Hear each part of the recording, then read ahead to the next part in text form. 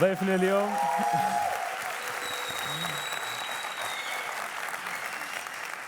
ضيفنا اليوم غني عن التعريف. رحبوا معي بتييري هنري.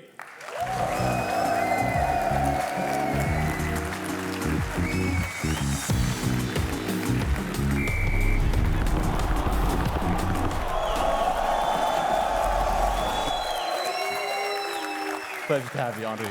How's it going? Please. Hi. The guys are really hyped about meeting you. Yes, me too, guys. Hi. What an atmosphere.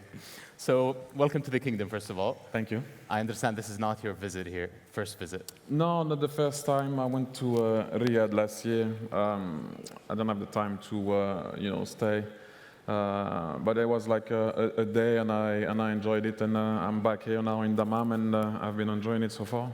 And I understand this time you've stayed for a bit longer than the last time. So, out of your experience so far, what surprised you the most, or what have you liked the most? What I liked the most, I think, I heard it when I was behind, and was to see the smile on the face of those kids when I was walking around this impressive building. Being able to dream is key for me, but seeing the kids, how they were interacting, how they were happy with their family walking around was just, for me, priceless to see. Have you learned any Arabic while being here? Listen, I grew up with a lot of, and I know it's not the same Arabic, but I grew up with a lot of North African, and so, you know the usual, shukran, afwan, mashallah, inshallah, salam alaikum, the normal that you hear. Put a sentence together is very difficult for me, but I will know the easy, I will say, words. Well, that's probably much better than my French, but well done, man. Thank you. So, people say that you're probably the greatest striker in the history of the Premier League. You're one of my personal heroes and idols. I think you're one of the best footballers, just full stop. So, in your opinion, had you not been in the Premier League, who would have been the greatest striker? First and foremost, thank you. I don't know if that's the case, but thank you for saying that. And after that, I think for me it's very difficult to you said that about me, someone else said that about another player, and you can debate that the whole night. I think for me what was important, is did you have an impact on the league? Did you have an impact on your position? Did you have an impact on your club? I think for me that's the most important thing. Then people will view or say who was the best or not. But ultimately for me was to leave a mark. And as long as you do that, I think for me, you're up there. Wherever people see you first to third. But if you're amongst the talk, it's not bad. Yeah, I guess the emotion plays a big part of that as well. Yeah. Yeah. So, out of the stadiums you played in across your career, what would you say is the best atmosphere? Although the atmosphere here isn't too bad tonight. Not bad. Like you mean away from home?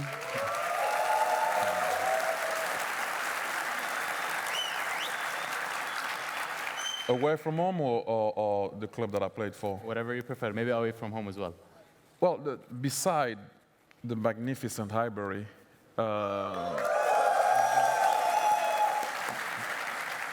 it's obviously I'm going to be biased. I took it as my garden. It was just outstanding stadium. Nothing can beat that ever for me. Anyway, anyhow, having said that, playing at the Camp Nou is magical. Playing at the Emirates also, I didn't play a lot of games, don't get me wrong, I see them now. Playing at Madrid away is great when you wear a Barcelona jersey, also is great to play there.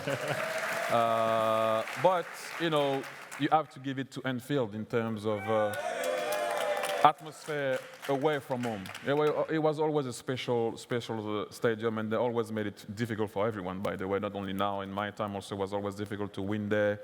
But we all know that, Highbury was special for me. Yeah. It's a culture, I guess, and the stadium helps a lot. It does, yeah. So you've moved around in your life to a lot of countries. Where is home for you today? London.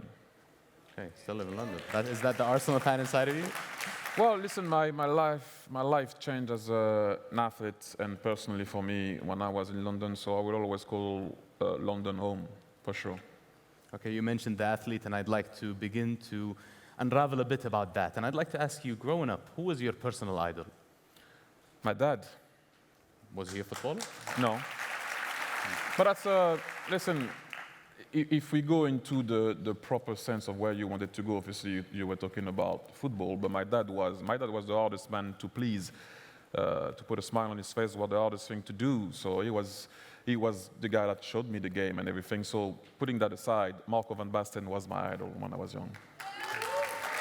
And I guess it's an important differentiation that not necessarily our idols have to be people within our own profession. We can be motivated by people who do nothing like we do. Yeah, for sure. It depends where you're looking for your source of motivation. You know, mine was to please my dad, then to aspire to be like Marco van Basten, which was very difficult. Whatever it is, it doesn't have to be an athlete. It doesn't have to be maybe someone at your house. You know, whoever you can find that source of desire that you can have within yourself, also through that guy, that can be, you know, a help. You're a natural footballer, Thierry, but have you ever considered being anything else than a footballer, and what would it have been? You know what, I can sit here and tell you a story about what I could have been or should have done. It's impossible because I only thought about the game, and so I was lucky enough to make a career. And people don't see the guys that fail. You know, people don't see the guy that have to go back home, being the hope of a family, being the hope of you know, bringing that name really high, and sometimes they have to go back without anything. I didn't find myself in that type of situation, so I would have liked to think that I had the desire within, you know, myself to reach whatever I wanted to reach, but I had football in my mind. I can be sitting here and telling you a story about I would have been a great lawyer or whatever, well, that would be a lie, because I don't know. All I knew was about what I did, play the game, I had nothing in my head. But if you want, I can tell you a story that what I could have been doing, but it wouldn't be true. Okay, fair enough. That's a straightforward answer, and I appreciate that. Now, moving to a lot of different countries, you were exposed to different cultures. What kind of impact does that experience have on an individual? First and foremost, I was exposed in a nice way to different cultures in my neighborhood. Why? Because of, you know, France colonizing a lot of countries. Yeah. A lot of those, you know, people from the countries that they colonized came to live in France. West Indian, Portuguese, Italian, Polish, Spanish, North African, Western Africa. And so I was exposed to different cultures, different food, different religion early in my life. And so that was the best experience in my life was early. Because being in a so-called not great neighborhood, that was great for me at the time because I couldn't compare it to anything. It allowed me to travel, although I wasn't going nowhere. But if I was going to go upstairs to have a couscous or go in the second floor to go and have some cheboujen, that Senegalese food, or go to have some bacalhau with the Portuguese downstairs, yeah. That allowed me to travel, staying where I was. Music allowed me to travel, listening to different music. So when I opened up to the world, I realized that actually it wasn't all like that people were not all together. But because I grew up in that type of environment, I was ready for it. Yeah, I understand. We have one of the youngest demographics in the world here in Saudi Arabia. What would be your advice on decision-making, specifically regarding their future, to the young students and professionals here? Listen, it goes together. Whatever you do in life, I think for me it's very important that you know, no matter what you do, you need to face the problem.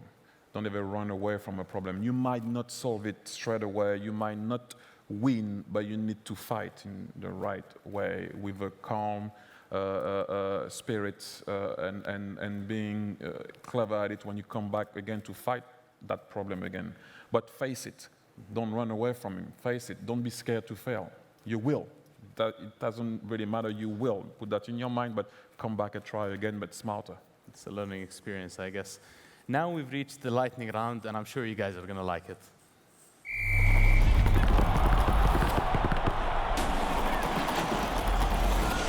So to give a bit of context, we're going to have a few questions come up. You're going to have 10 seconds to answer each. Okay. Clear? 10 seconds, I talk a lot, that's too short. First question, please. Who is the GOAT, Thierry? Muhammad Ali. Wow. Good answer. Sorry. Why Muhammad Ali? Why someone outside because football? That actually term arrived to us because of him. It's him. I'm the greatest. He said it first. and he was. So you have to give him that. Next question, please. Who's your current favorite player? Messi. Next question, please. Is that Next quick question. enough? Yeah, it's good enough. Out of these defenders, who's the toughest one you've faced? It's not there, myself. I was my own problem. Because when I was on tune, they couldn't stop me. When I wasn't, my dad could stop me. So myself. Next question. What was the most memorable moment of your career? Winning the World Cup. With France, 98, who could forget that? Well, winning the World Cup at home is difficult to beat. Next question, please. The most agonizing moment of your career, Thierry? I don't have any things happen for a reason. That's where you learn. You learn from those moments. So it's a learning curve, so I don't have any. It's the attitude. Next question, please. Who's going to win the Premier League this season? It's early to call, but right now, you know, it looks like it might be Liverpool, obviously. And for the final question tonight, who was the most underrated player you've ever played with? Sylvain Wiltord. Well told. Could you please explain why?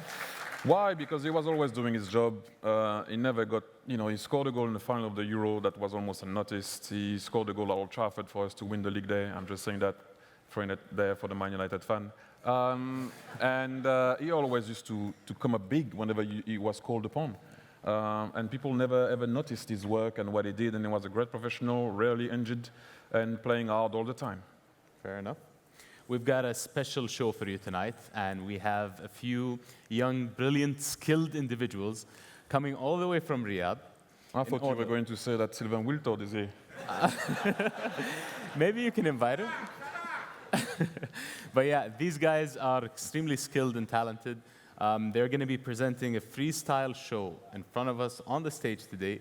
I'm sure you're so skilled, Thierry, when it comes to these things, especially in training. You don't see what a player is capable of on the field. Well, I don't know if at that level of what they're about to do, but, well, we'll see. Okay.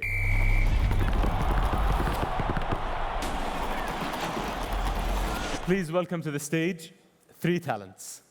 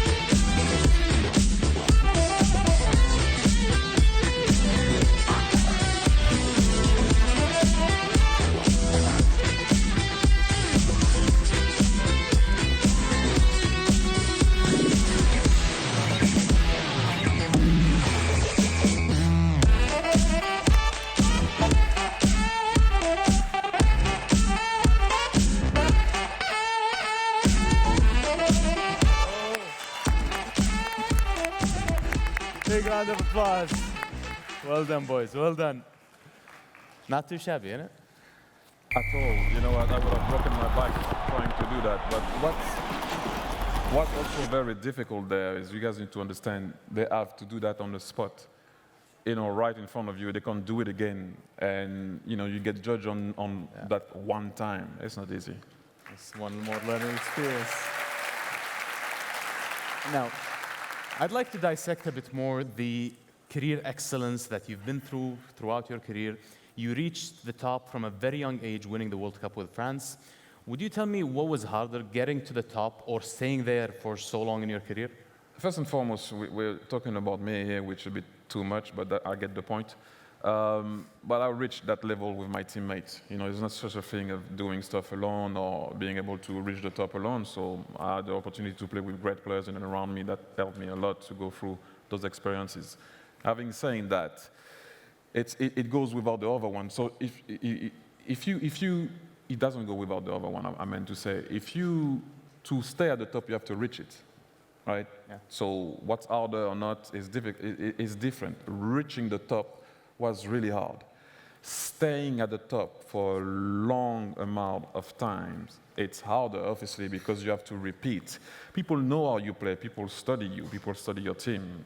You especially. You have to come and be unpredictable in every game when you know everyone is studying you, trying to stop you, and have to perform all the time and deliver all the time. And so, yeah, staying at the top for a very long time is extremely hard. I would guess so as well. Out of all the trophies you have ever won in your life, which one is your most prized asset?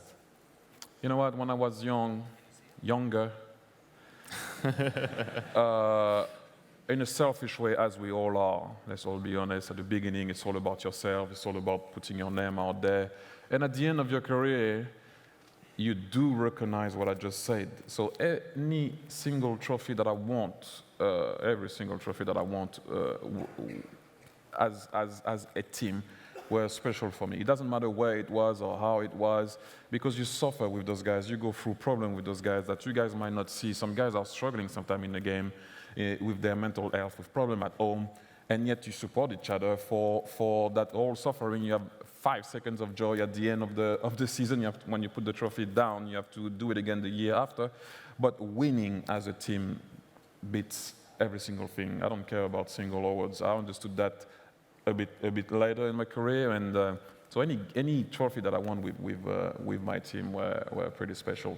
It's very interesting that you've mentioned it, but the Invincibles, famous Invincibles team, the group had a very close relationship to each other. Even as a fan, you could sense how close the players were to each other.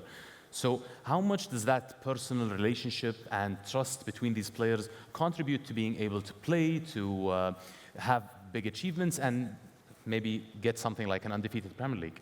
Listen, whether it's sport, company, family. Well, family is a bit different because you don't kind of choose your family. It's your family.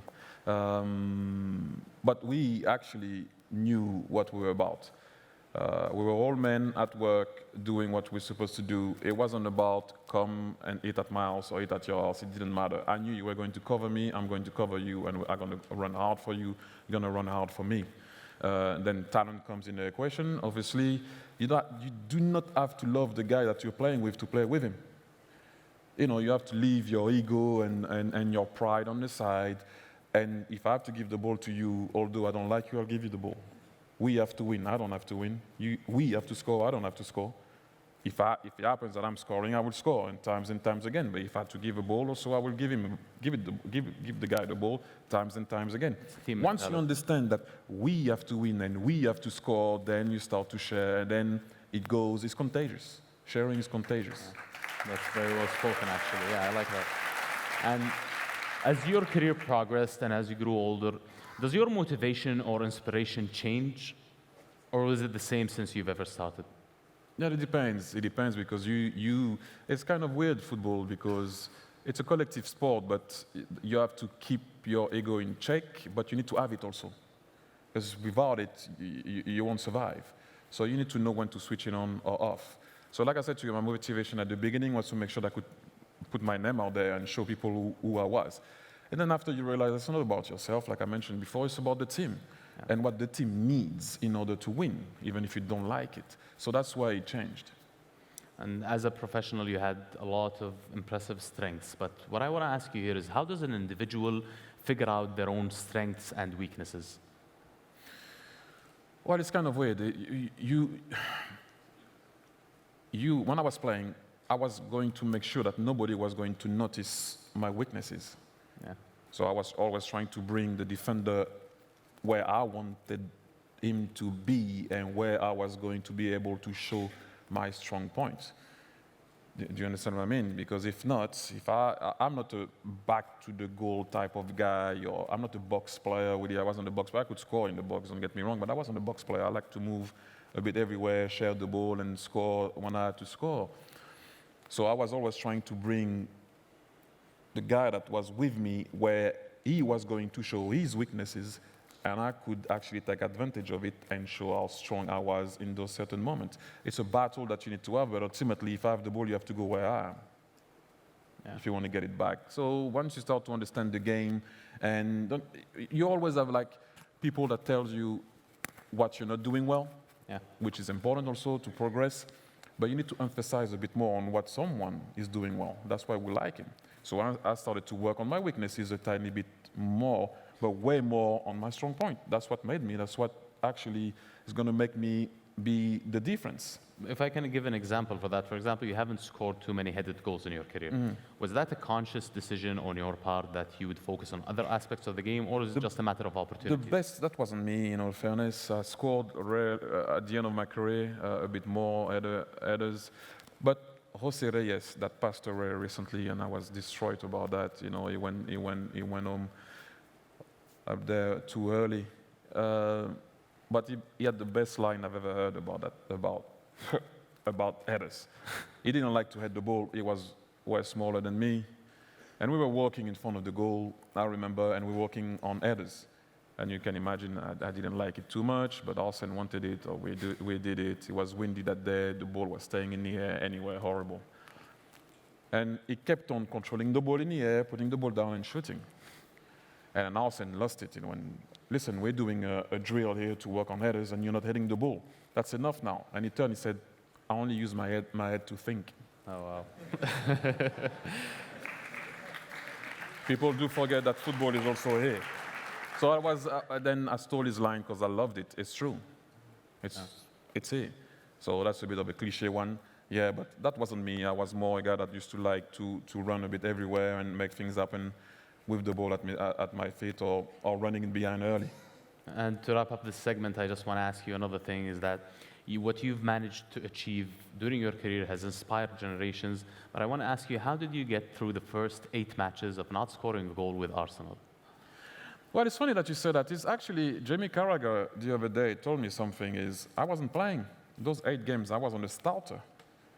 I was coming off the bench and starting sometimes, so I didn't play the 8 games in a row. So you did not think about it a lot? No, I didn't. And, you know, remember at the time when I arrived, I was on the bench because Kanu and Bergkamp were starting, and Overmars was on the left. So it was very difficult for me to get in the team. And so I got 15 minutes there, halftime there, I started one, and then you go back on the bench. And so it's a normal process that you need to have. You need to make sure that people are going to trust you because nobody's going to give you anything in life. And then once they trust you, then you can have an impact. Now we have the iPad segment coming up. You're going to like that.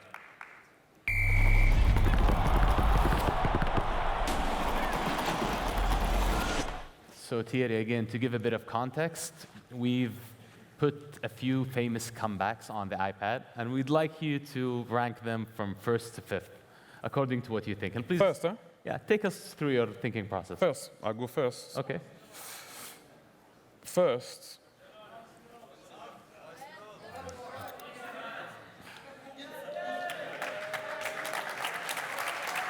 How come this one? sorry? How come this one specifically? It's an easy one. The magnitude of the game, it's a final, Champions League final. It didn't happen in a round before, a stage or a friendly game. It's final of the Champions League. You're playing against Milan that were known to not concede goals. They're 3-0 up. Game is over normally at the time.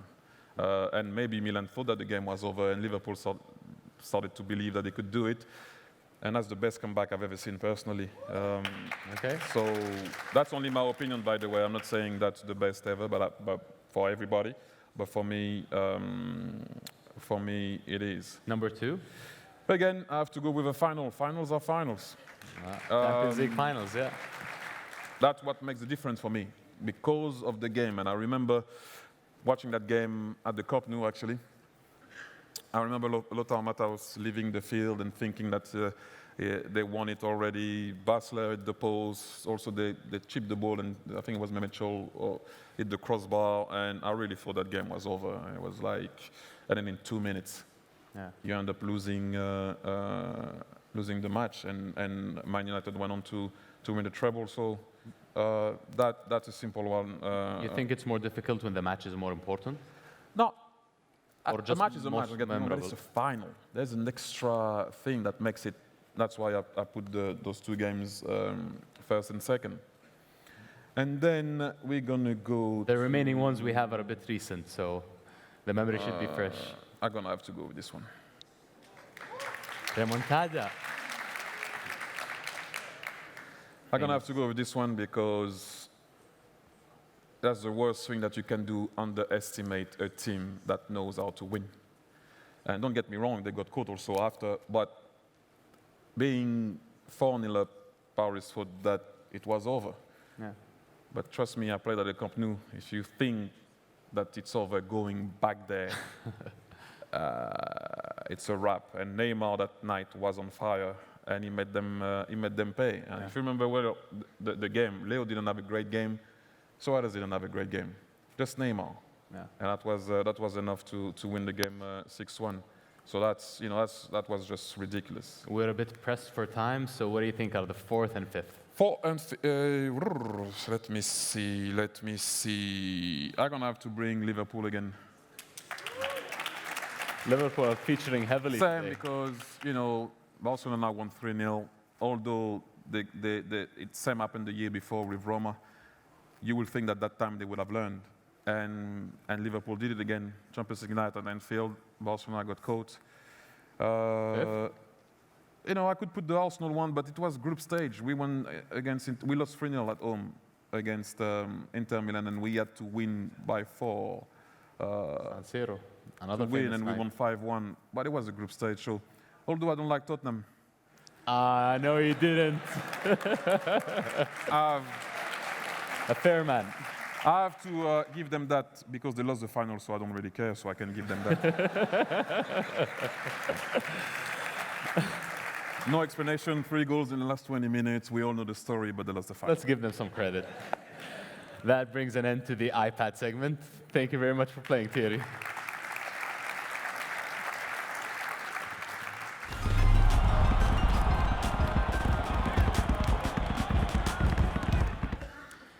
So for this next segment, we're going to focus more about the leadership and the management experience that you've had.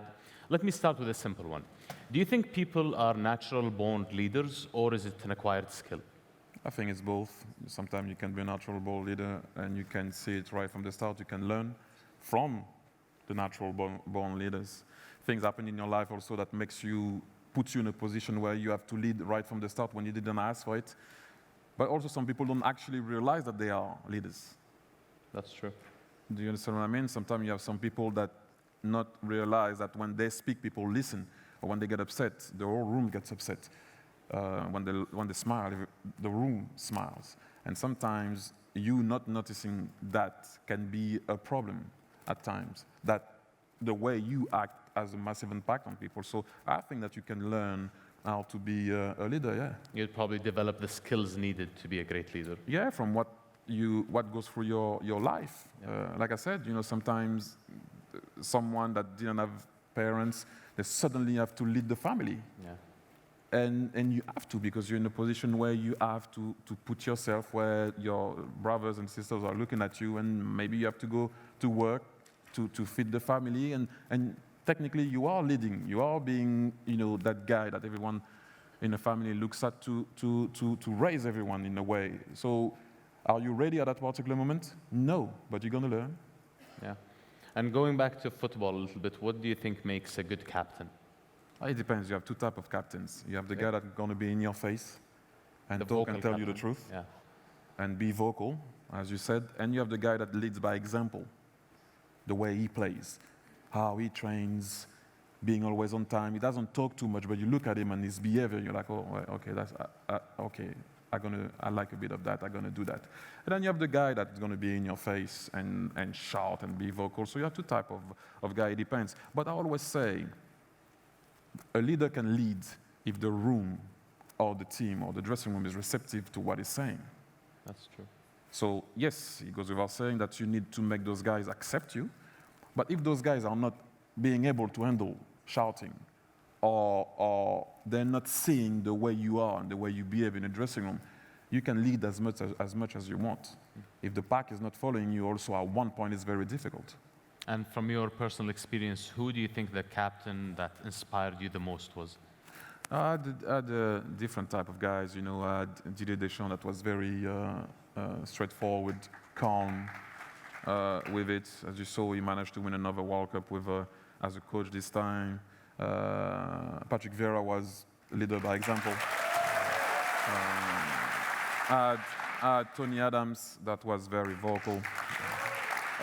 You know, it just depends. You know, you had Xavi when he was Victor Valdez.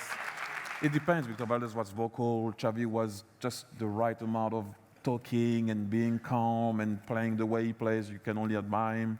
So it depends. But like I said, you need to have also the ability to recognize the signs of a leader to make sure that you can also adapt to them. Because at the time, a leader sometimes doesn't. He needs to wait for the pack. But at one point, also the pack needs to come along with him. You know, it's a 50-50 thing. But yeah. the pack needs to understand also how the leader leads. Can you accept it? Not always. And what is the, let's say, the process or the decision-making process of choosing a captain? Is it something like a tactic employed by some managers to have control over the team, or do you need to choose the most natural man for the job? Yeah, sometimes it's pretty easy because you see how, like I said to you, how the team respond to one guy. Out of, you know, not because maybe the guy is trying to make an effort for them to, but it just happened. So it's easy. The most difficult thing is when you don't have a leader that comes out naturally, that when you start to ask people and you start to see, and that's when it becomes really difficult because naturally it usually happens. You have in any group, wherever you go, even if you go and visit a town, and you always have two guys who will tell you, or one said, okay, let me deal with what we're going to do today. And then sometimes the reaction of the pack will tell you if they accept him or not. So it happens naturally. But when you don't have that guy that comes forward to say, okay, I'm not scared to lead. I'm not obviously literally saying like that, saying it, but the way he behaves. The attitude. And so, you know, but it depends on the reaction of the pack. Because you've been in some rooms, I'm sure, and I'm sure in the audience, where a guy wanted to lead, and when he left the room, you all went, yeah, right, what is he talking about? You know, but the guy in his mind is like, yeah, I talked to them, don't worry, it's all good. Nobody listened. You know, but it's difficult to know, you know, and see that. And the boss has to recognize actually and see if that guy is actually the guy, although he thinks he is, but if you don't give him the armband, you also kill him. Because he thinks, you know, everyone listens to me, but he doesn't know what people say behind his back. You know, it's kind of a weird one in the dressing room also. It's a trade-off sometimes. Same in the office, I'm sure. And does a leader have to be able to know when to step back and maybe let others lead? And I'm maybe referencing specifically your goodbye message to Arsenal fans. You mentioned that you were very vocal and people were listening to you. For example, you were shouting for the ball in positions where you might not have been in the best place to shoot, and they were passing it to you because you were the leader. So you recognized that moment and you thought it was in the best interest of everyone to leave and let others lead. How does a leader figure that moment out? Well, first and foremost, a leader and a guy that thinks he can make the difference will always call for the ball. Then it's on you to analyze if you have to give it to me or not. And I will call that ball every single time in the game, always. But then also, it's also you to lead on your side. No, I'm not giving you that ball. It's not the right path to go to goal. That guy is free. I'll give him the ball. Ultimately, I want the team to win. But at that moment, when the ball comes, I want it because I think I can make the difference. That's how everyone is on the field. That's why I said to you, ego in the team is very important. But at one point, you need to know when. That's when it's a bit tricky because if you play with Messi, he wants every single ball. Yeah. But if there is a better pass, it's on you to analyze it well. If you don't see that, there is a little problem. That's the importance of the team you mentioned earlier. Yeah. So stepping back or not, leader step back, especially when you're in the heat of a battle, because you need to understand.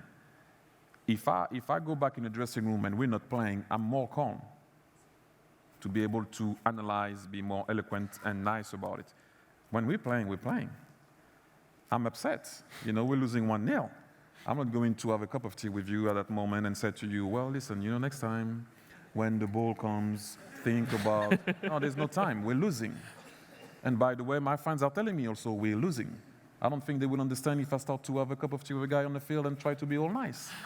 You need to understand that's the way it is and go forward. That's how you win. And that changing perspective and the desire to win has not changed even as you transitioned into management. Would you please tell us what the most difficult part of that transition was for you as a footballer to a manager? Everything, because as a player, I never went into the office of the coach to find out how he was. I didn't care. Fans don't care about the coach. Yeah. They care about who is going to play. He didn't play the right guy, he's struggling, but they never know about the real state. They don't want to know about the real state of the coach. Nobody cares about the coach. I didn't. I'm playing. Okay, I train, I go home. If the boss has some argument with all the other guys in the team, that's on him. I don't really care. If he argues with the sponsors, that's not my problem. If he argues with the fans, that's not my problem. The press, the board, that's not my problem. But then I find out. That's when I started to call everybody and all my old coaches to go like, oh, hang on a minute, how did you deal with this and how did you deal with that? Because then I wanted to know. But, it's a learning curve that I need to understand. But yes, it wasn't easy because you don't think about it because you don't think about who helps the helper, right? Sure. When you have a problem, you go and see the coach. But who does he go and see? He has to, you know the Green Mile. You saw the movie The Green Mile? Yeah. So it takes everything, all the sickness from everybody, then he knows he's going to die from it. But he still does it. Yeah. But who rescued him? Nobody. And you understand what I mean? And the same with the coach. It's very difficult. The coach has nobody around. Nobody cares about the coach, what the coach is thinking. All they care about is the team lost. He didn't play the right guys on the right. So it's not the right tactic. And that's all it is. So I'm learning that curve, and hopefully I will have another opportunity soon. Hopefully. We're all hoping for that and rooting for it. Thank you for your answers. Now we have a segment where the questions will be coming from the audience. Oh.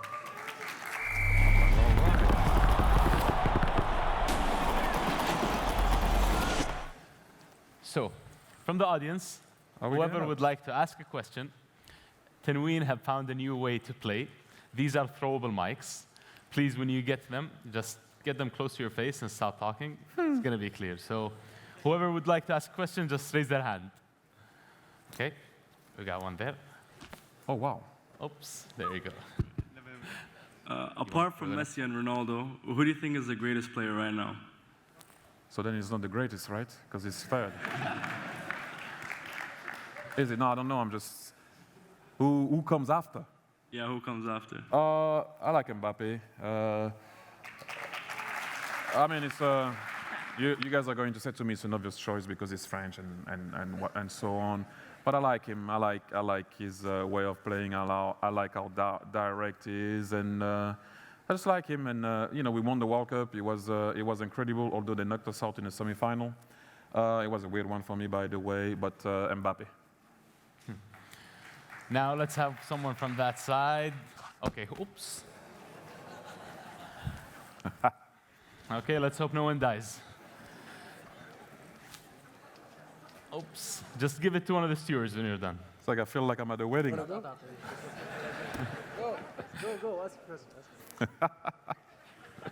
Okay. No! We got one there. Okay. Who is the best player you played with? Dennis Bergkamp. Always. Well done. So from this side. There you go.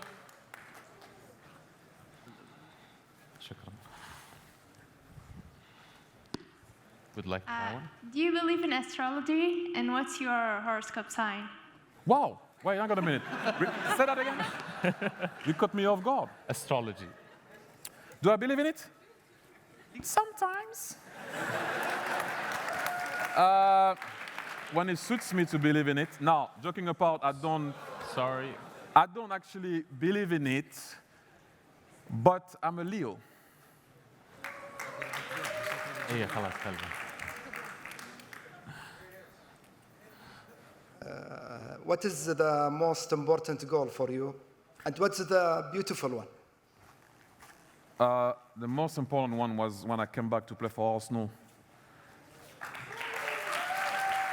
That's a selfish answer because I came back as a fan and I scored a goal. That's the dream of everyone for their club. But the most important one, it will have to be again Arsenal against Liverpool when we beat them 4-2 at home, because we lost against Chelsea in the quarterfinal of the Champions League. We lost against Man United. I didn't play that game. I don't know why Arsene rested me. I'm still upset about that one. Lost against Man United, and everyone thought we were going also to collapse that year. We stayed unbeaten, and I never felt like that explosion for a goal at Highbury. Everybody exploded when we went 3-2 up, and yeah, that's a special one. We have another question there. Can you sign my T-shirt? It's not a question. No. Okay, I'll try to shoot for the back. I'm not sure if I'm going to be able to reach there, but I'll give it a go. Try. I'll try. Woo, Not a the handball very player, best. but here it goes. Oops. Almost. Sorry. What was the best goal?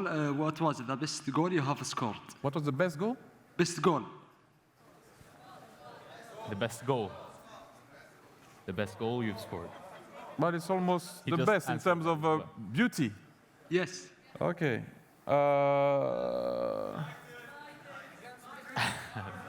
The backward goal, yeah, the famous one.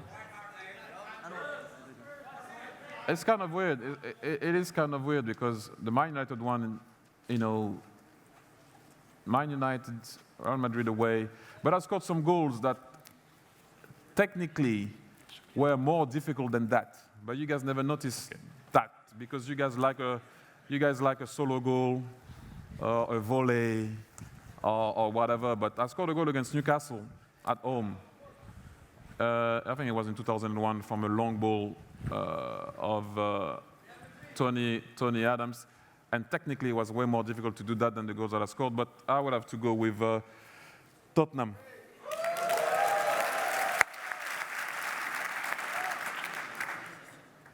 We have a question there. Go ahead. Yes. In the last 10 years, in your opinion, who leads Europe? What do you mean? Yeah, in Champions League. Oh, Who leads Europe? In the last 20 years, maybe. Oh, no, 10, 20. 20. Make it 20. Wow, well,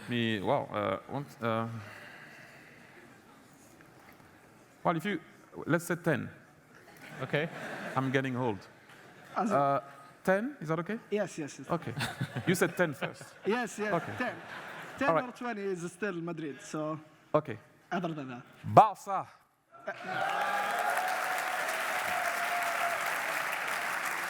You said 10 years, not 3 years. Why Barca specifically, Thierry? Why? Because in those 10 years, and I know you said Europe, they won also a fair amount of Champions League, but count the titles instead of Real Madrid, the 10 years. If you don't know, it's 8 out of 11. Go ahead, Arsenal fan. Right? Yes, I wanted to ask you about your favorite moment against Tottenham. Was it the long-range celebration or the winning the league at White Hart Lane? Everything. I can't say it. But everything, because I never lost against them, so everything.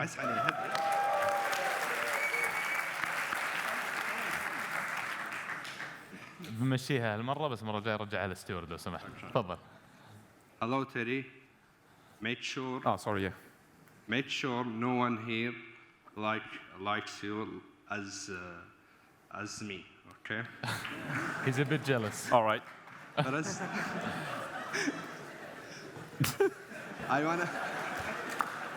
Okay. I wanna ask you, what's the reason that made you leave from Arsenal? To compete. I'm a competitor. I'm an Arsenal fan, but I love Arsenal. I'll die for Arsenal, however, but I love my mom, but I love to compete more. So we have time for 2 more questions. Up! Please just make sure you take care of the time. Not a lot of time left. I'm trying to cover everyone. I'm sorry if I can't reach in the back. Thierry, what do you think Arsenal need to win the league again? That's a good one. A bit of everything. I think, you know, I was talking yesterday to someone about it, joking about time. Time, you have to leave, you have to give Unai Emery time to work. There's some players that were at the club that were not his players. They might have to move. I don't know. I'm not there to know within the dressing room what's happening. You have to give him time because, you know, when Klopp arrived at Liverpool, they were struggling the first 2 years. They lost the Europa League final. Then suddenly he put some pieces to how he liked to play. And now they are very competitive, very, very competitive. So he had time. So maybe in 2-3 years or two and see how it goes, let him work a bit and see where we're going with that. You know, you have a great goal scorer like Aubameyang. I personally like Lacazette. Guendouzi looks like he's coming along. Give them time to grow, you know. And I know we want success now. And me too, don't get me wrong. I'm frustrated that we're not in the Champions League. I'm frustrated that we're not even competing to win the league. Right from the start, it looks like we're not going to be there, but let's give them time. Well done. Final question, please. There's no more time left. Please be. Mr. Henry, pleasure to have you here in Saudi Arabia. I know you. A little bit. We work together. A quick question. How did it feel when losing to France for the World Cup? Oh, weird. Weird because as a competitor, obviously I was working for Belgium, you work. First time in my life I didn't sing my national anthem. I used to sing it proudly, and I just couldn't do it because you have to understand and respect where you're working, and I couldn't just do that. It was just impossible. But then when we were out, you know, obviously, what do you mean to do? We out. I'm French. So, yeah, but it was weird. I have to say on the day, it was uncomfortable. Thank you. This brings us to the final segment of tonight. Oh, I'm excited. So, Thierry has been generous enough to have 10 signed balls thrown into the audience. So 10 of you lucky members are going to leave today with a signed ball by Thierry Henry. Grab the balls.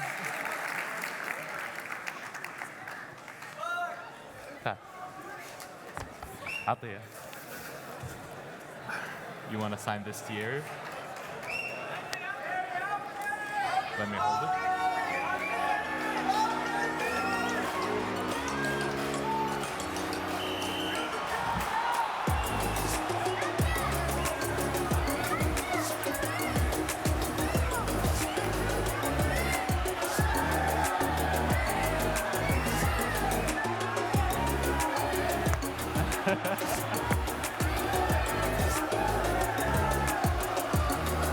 Sam?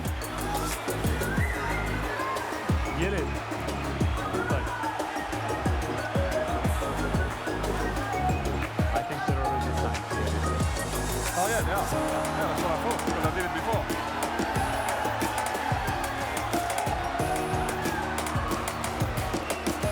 I can take the pen. Yeah, they are.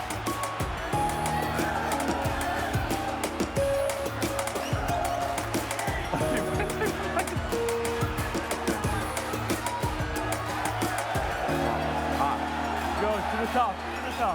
See if you can get it. Woo! Thank you.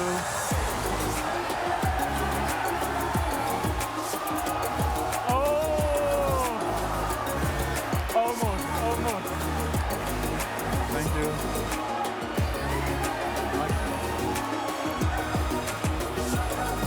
Oh, that's high. Thank you.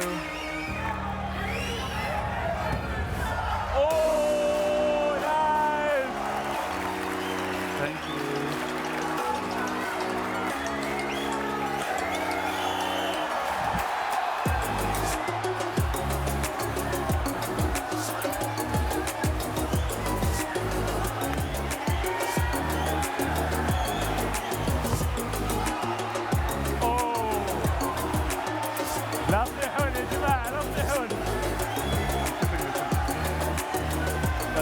keeping this one.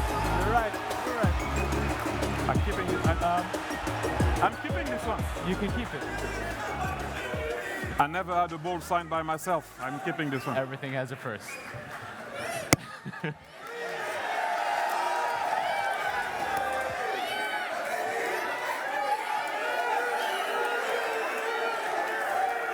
Save the best for last.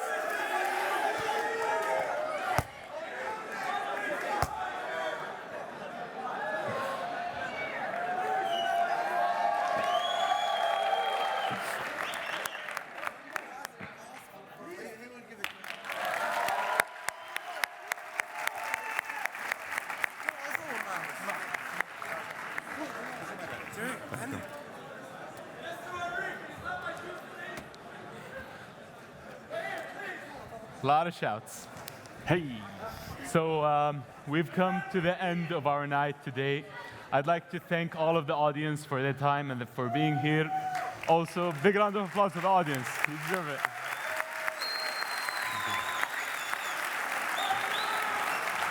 Also, Thierry, it's a pleasure to have you here. You're always welcome in Ithra, in the kingdom. It's a pleasure to have you, and we look forward to having you many more times again. Thank you.